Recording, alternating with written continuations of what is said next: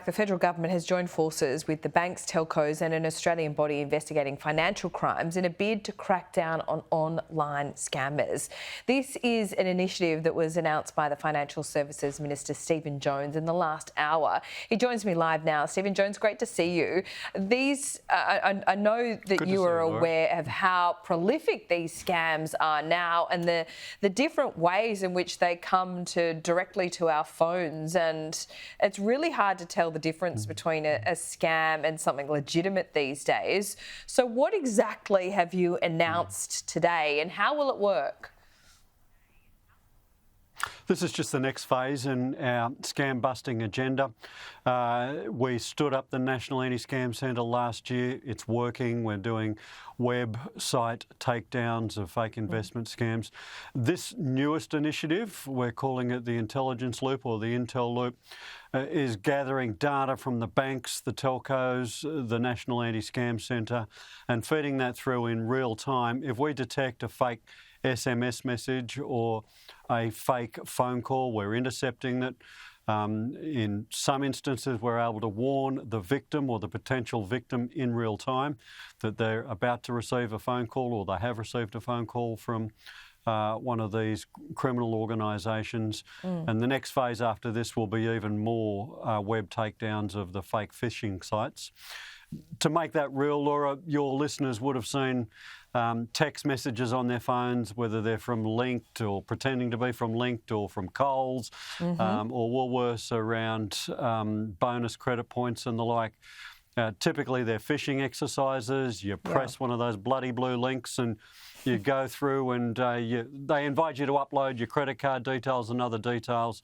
So it's about blocking that stuff out and stopping it getting through to victims, because once you upload that information, your money is gone. Well, yeah, that's right. So, but as you mentioned, you're trying to block it out, but we're still getting them. I got one last night at 12:53 a.m, well, this morning at 12:53 a.m, that tells you everything you need to know about what time these messages come through. That's a red flag.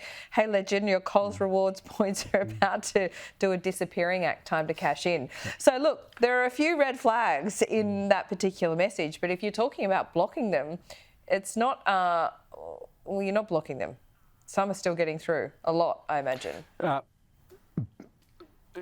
Billions are being blocked, and that just gives you a sense of the scale of what is coming through. Billions when you say billions, yes, really. Are you talking about every day, or is it billions a week? What is it? No, over the course of months. Right. We are literally being bombarded with these things. So how do these ones get through? Australians. So when we block a phone number, a new phone number is established. We block that phone number, a new phone number is established. So this is a part of the overall agenda.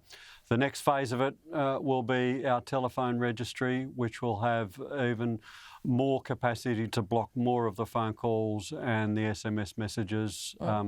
So this is a rolling war, Laura, and every time we put in place initiatives, the scammers and the criminals will move to something else. The important thing about this partnership, we're gathering the intelligence and we're acting in real time to pull down the websites and block the phone calls and the SMSs. Yeah, I mean, they're one thing, Stephen, as you know. If the scammers react, we're going to have to move it to another level. Oh, and social media. I mean, look at all the scams on social media. I know in your media conference you spoke about pretty sophisticated websites dedicated to scams. So what about the AI that's being used to manipulate someone's voice, like mine, to look like it's authoritative and try and sell a product? I mean, are you ahead of that? And are social media companies doing enough to clamp down on these scammers? They just seem to be happy to allow it to happen. No, they're not doing enough. And that's what the next phase of our anti-scam agenda is about. There'll be new laws introduced into Parliament later this year. They'll put obligations on banks, on telcos and on social media companies to do more to keep their ecosystem safe, to be removing the false and criminal and malicious and dangerous content and ensuring that if they don't do that, then there is a liability that follows from that. Social media companies have got an obligation to follow the laws in the countries in which they operate. They're not above the law. And I've just got back from Singapore, and what I'm trying to work on here is not having Australia working one out on this. I've been working closely with our colleagues in New Zealand as well, and we're all of the same view. And if these social media platforms are operating in our countries, then they have an obligation, A, to keep their system safe and to follow the laws of those countries. They're not above the law. So what you can expect to see in Australia and in other countries around the world is concerted action to take the fight up. Some people say it's hopeless, you can never beat them. I don't believe that. I believe a lot can be done to keep Australians safe. And we've seen good results so far. What we've stood up already over the last 12 months, we've seen a 16% reduction in scam losses. We are the only country in the world that can say we've achieved that.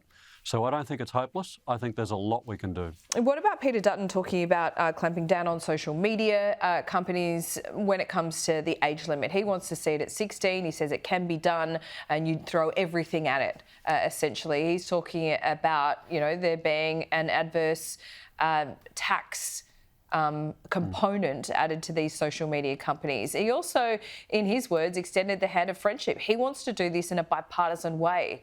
Will you? Look, in some respects, he's playing catch-up on this one.